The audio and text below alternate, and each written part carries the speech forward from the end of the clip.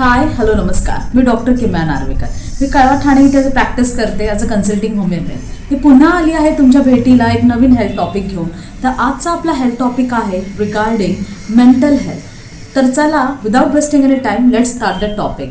पण व्हिडिओ शेवटपर्यंत नक्की पहा, कारण की या मेंटल हेल्थमध्ये मी या टायमिंगला एक खूप महत्त्वपूर्ण टॉपिक घेतला आहे आणि त्याच्या सब टॉपिक्समध्ये भरपूर महत्त्वपूर्ण गोष्टी बोलल्या आहेत. खरंच उपयोगी आहे इतरांसाठी, तुमच्यासाठी, आणि भरपूर जणांबरोबर शेअर करा, कारण की यू नेवर नो कधी कोणता व्हिडिओ कोणता टॉपिक कोणाला कधी उपयोगी होईल. सो चला व्हिडिओला चालू करूया. तर मेंटल हेल्थमध्ये आजचा आपला टॉपिक आहे की आपण नेहमी ऐकत आलो आहे की keep doing your work and don't wait for results. म्हणजेच तुम्ही तुमची कामं करत राहा आणि परिणामांची वाट पाहू नका. हे आपण ऐकत आलो आहोत, पण आपण कधीच हे नाही समजून घेतलं किंवा कोणी हे नाही सांगितलं की बाबा हे कसं करायचं. काम करत राहायचं आणि परिणामांची वाट पाहायची नाही. हा प्रोसेस कसं करायचं. तर या बाबतीतच या व्हिडिओमध्ये आज आपण बोलणार आहोत की ह्या गोष्टी कसं करायच्या. तर शॉर्ट आणि डिटेलमध्ये थोडक्यात आपण बोलणार आहोत. I think this is very useful to do share. तर चला मग व्हिडिओला चालू करूया. सर्वात पहिली स्टेप म्हणजे की ग्रॅटिट्यूडला प्रॅक्टिस करा. What do you mean by practicing gratitude. Gratitude practicing म्हणजेच की कृतज्ञता. ह्याला प्रॅक्टिस करा म्हणजेच काय की तुमच्याकडे आज भरपूर काही गोष्टी आहेत, जसं की राहायला घर असेल, एक नोकरी असेल, तर तुमचं लग्न झालं असेल, XYZ, किंवा जेवायला 2 वेळेचं अन्न मिळतही असेल, किंवा 4 खिशात पैसे असतील, एक वडापाव विकत घ्यायला सुद्धा. याबद्दलही तुम्ही त्या विधात्याचे किंवा या निसर्गाचे, ज्या गोष्टीवर तुम्ही मानतात त्याचे धन्यवाद, आभार माना. का तर याने काय होतं, positive thinking of eventually and gradually होतं. जर तुम्ही असं नाही केलं आणि सारखं नेगेटिव्हच विचार करत राहिला तर तुम्हाला मार्ग सापडणार नाही. सो स्टेप 1 लक्षात ठेवा, प्रॅक्टिस ग्रॅटिट्यूड म्हणजेच कृतज्ञता बाळगा. आता आपण स्टेप 2 कडे वळूया. स्टेप 2 अशी आहे की ही एक प्रोसेस आहे. काय प्रोसेस आहे की keep doing your work and don't wait for results. ही एक प्रोसेस आहे. तर त्या प्रोसेसवर लक्ष द्या आणि त्याच्या परिणामांवर फोकस करू नका. तर हेच कसं करायचं, तर ह्याचं स्टेप 2चं सब स्टेप असं आहे की तुम्ही स्वतःला विक्टिम मेंटॅलिटी करू नका, म्हणजे विक्टिम कार्ड खेळू नका. म्हणजेच काय की माझ्यासोबतच हे झालं, त्याला बघ एक गाडी मिळाली, एक बंगला मिळाला, किंवा मला एक कमी सॅलरीचा जॉब मिळाला, किंवा माझं लग्न कमी खर्चातच झालं, जास्ती छान चौकात झालं नाही, मीच गरीब आहे, माझ्यासोबतच होतं, XYZ etcetera etcetera etcetera.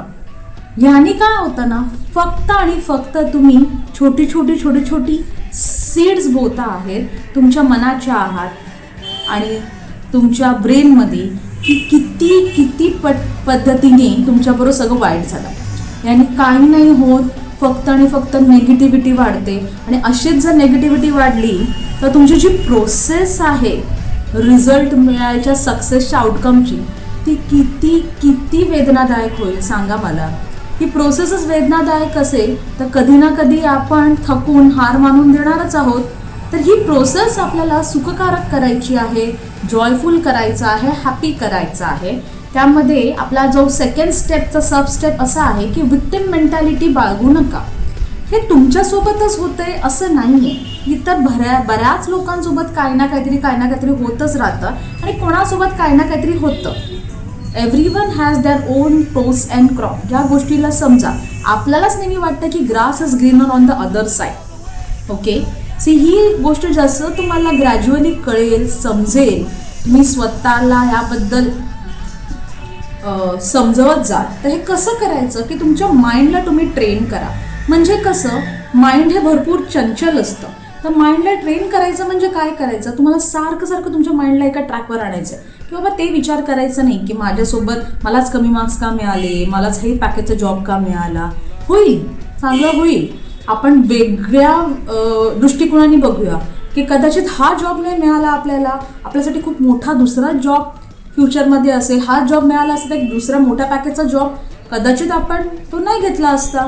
So असा जेव्हा तुम्ही तुमच्या माइंडला एक कमांड्स द्याल जसं आपण कम्प्युटरला कमांड्स देतो, तर तुमचं माइंड त्या हिशोबाने वागायला लागेल, पॉझिटिव्ह वागायला लागेल आणि it will help your journey of doing efforts to be very fruitful. तर नक्की करून पहा. थर्ड स्टेप आहे की डू नॉट, स्वतःची सेल्फ रिस्पेक्ट जपा. म्हणजेच सगळ्यांना एंटरटेन आणि प्लीज करत बसू नका. तर म्हणजेच काय, एक एक्झाम्पल देते.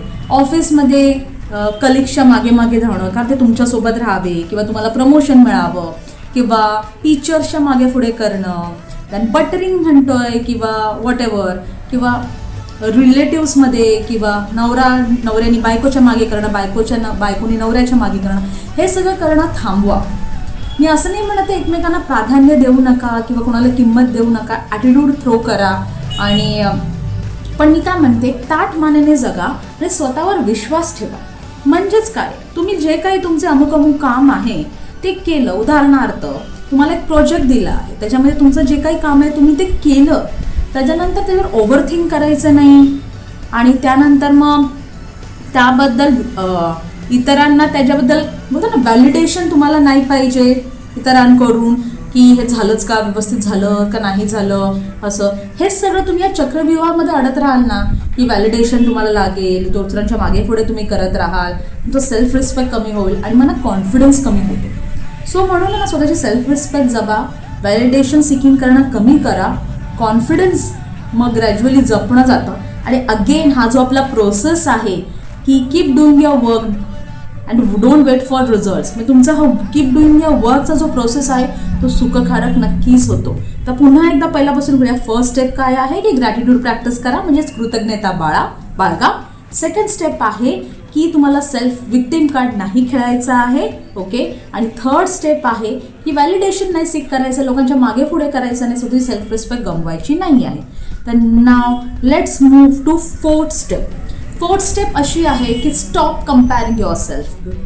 Guys, stop comparing yourself, की मलाच एवढं मिळालं, दुसऱ्याला भरपूर मिळालं, मग ते कार असो, गाडी असो, बंगला असो, काहीही असो, सौंदर्य असो किंवा वेट असो.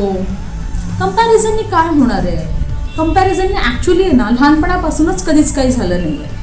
पण ते आपली एक मेंटॅलिटी आहे, ह्युमन मेंटॅलिटी आहे, unnecessary comparison should be healthy, competitive, but it should be not की तुमचं काय म्हणतात, तुमची एनर्जी ड्रेन करत जाईल आणि तुम्हाला डिप्रेशनमध्ये घालेल आणि निगेटिव्ह तुम्हाला वाटत राहील. That should not be the comparison. So stop comparing yourself. एका प्लांटवर एक छोटंसं आपण पौधा जो लावतो त्याच्यावर जे कळी असतात, प्रत्येकाचा आपापला टाईम असतो ब्लूम करायचं. ही कळी पहिली ब्लूम केलं म्हणजे त्याच्यातून एक रोज बाहेर आलं, दुसरी नाही आली, तर त्याचा मिनिंग असं नाही आहे ना की ती कधी ब्लूम होणारच नाही. It has its own time. So when you start comparing ना, त्याने काय होतं ना, परत तुम्ही तुमची किंमत कमी करताय, तुम्ही तुमच्या निगेटिव्ह थॉट्सला हे देताय, अँड देन यू विल पेशन्सच नाही राहत ना तुमच्यामध्ये. ही जी जर्नी आहे ना, तिला आपल्याला सुखकारक करायची आहे. ही जर्नी जेव्हा आपण सुखकारक करतो ऑफ द एफर्ट्स, मग तेव्हा आपल्याला आउटकमचं खरंच काही विशेष काही हे नाही राहत की कधी होणार. पण आपण काय करतो, एक तर पहिला ग्रॅटिट्यूड प्रॅक्टिस नाही करत, जी तुम्हाला पहिली स्टेप सांगितली होती ती मी, ओके. नेहमी असा विचार करतो की मला सोबत हेच नाही झालं, पण अरे तुम्हाला 2 वेळेचं जेवायला अन्न मिळतं आहे. दुसरी गोष्ट, आपण उगाचच लोकांच्या मागे पुढे करत राहतो. तिसरी गोष्ट, मग आपल्याला माझ्याबरोबरच झालं, विक्टिम कार्ड खेळतो. आणि त्यानंतर म्हणजे व्हॅलिडेशन लोकांचं पाहिजे असतं आपल्याला. आणि सर्वात महत्त्वाचं म्हणजे कंपॅरिझन करतो. ह्या 4-5 गोष्टी ज्या आपण करतो ना, त्यामुळे काय होतं, आपली एनर्जी इतकी ड्रेन आउट होते, तर मग आपल्याला हसायला येतं या वाक्यावर की काय बोलायला किती सोपं आहे की keep doing your work and don't wait for result, की काम करत राहा, परिणामाची वाट पाहू नका, प्रक्रियेवर लक्ष द्या. बोलायला सोपं आहे रे, पण करणं कठीण आहे. असं अजिबात नाही आहे. हे वाक्य समजून घ्या, लाईफला समजून घ्या. आयुष्यात ज्याला सक्सेसफुल व्हायचं आहे किंवा ज्याला खुश राहायचं आहे, प्रगती पाहिजे, किंवा प्रगती ही फक्त पैशांची किंवा कुठलं तरी मेडल मिळायची किंवा करिअरच छान व्हायची नसते.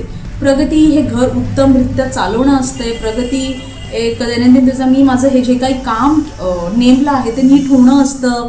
प्रगती वेट लॉस वेट गेन असतं. प्रगती ही प्रत्येकाला वेगवेगळी असते. तर तुम्हाला जे काही तुमचे गोल्स अचीव्ह करायचे असतील ना, तर त्यासाठी हे 4 जे स्टेप्स मी सांगितले आहेत पुन्हा लक्ष द्या. ग्रॅटिट्यूड प्रॅक्टिस करणं म्हणजे कृतज्ञता बाळगणं.